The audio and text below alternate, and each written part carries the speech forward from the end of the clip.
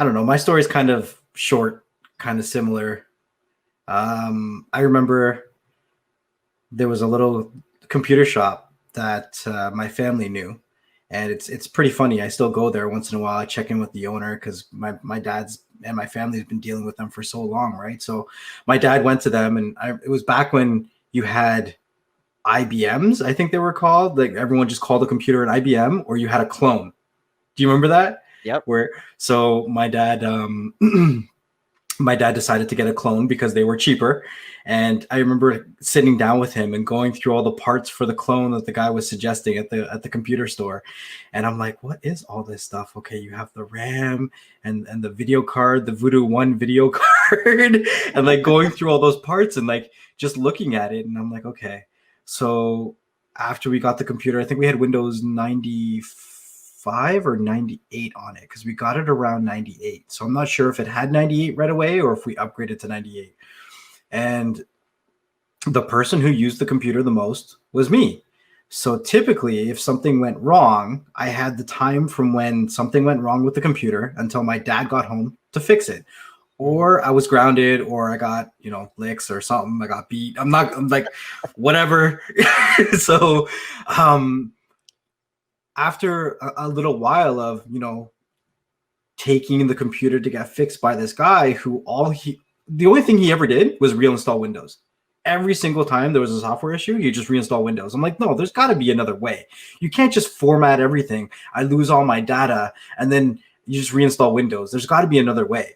So then I started looking into like DOS commands and I started like learning about like little things. And then when things would happen with the computer, I would pop it open and look at it. I'm like, okay, so what's wrong? What's not spinning? You know what I mean? What's not working in here?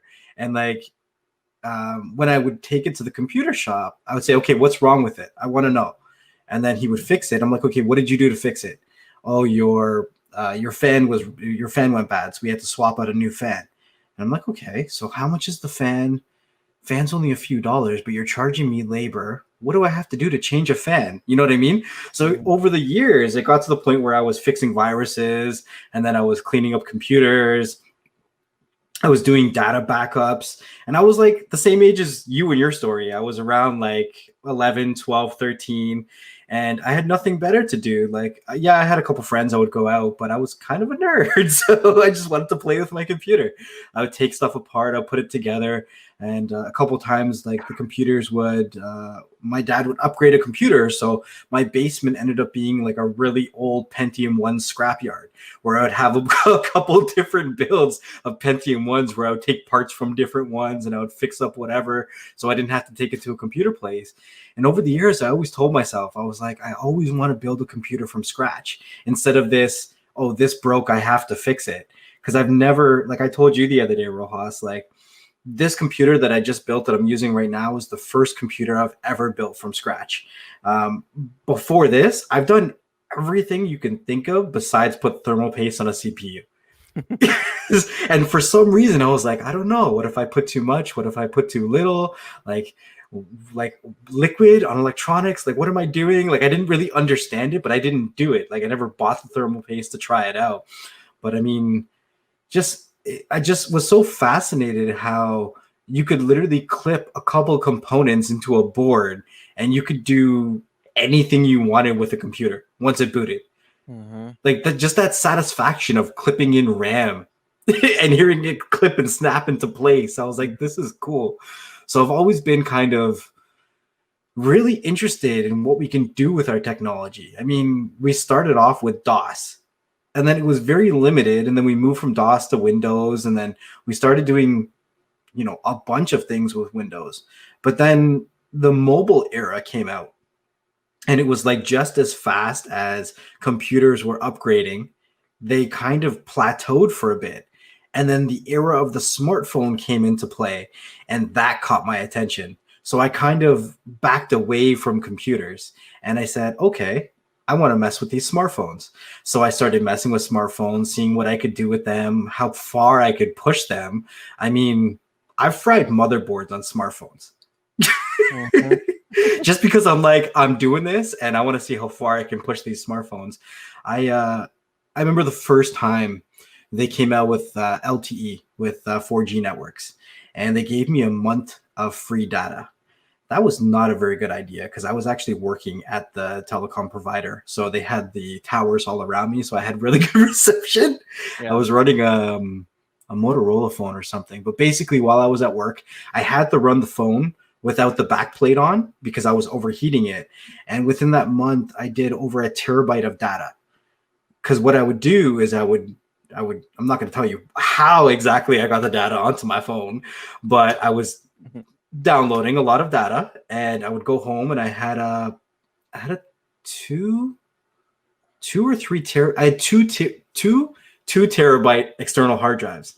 So when I got home, I would just plug in my phone and transfer the data, right? Because back then the data bandwidth caps on your actual home internet was really low and really expensive, right? We didn't have unlimited like we had now. But when they gave me the unlimited on my phone, I was like, I'm going to test the limits on this. Are you really unlimited? Let's see what you got. Now, roughly, how old are you when you were doing all that? Oh, man. Oh, it was before my son was born. Early 20s? Yeah, early 20s. Early 20s, yeah. So we went from being in 10, 11, 12, 13 age to early 20s. So that's fast forward. So you pretty much stuck in with technology then the whole time. Well, the thing is, my life started pretty early. So, yeah, I got into, all that computer stuff when I was younger, and I messed around with a lot of them. But by the time I was 19, I was living on my own. By the time I was 20, I found out I was having my son.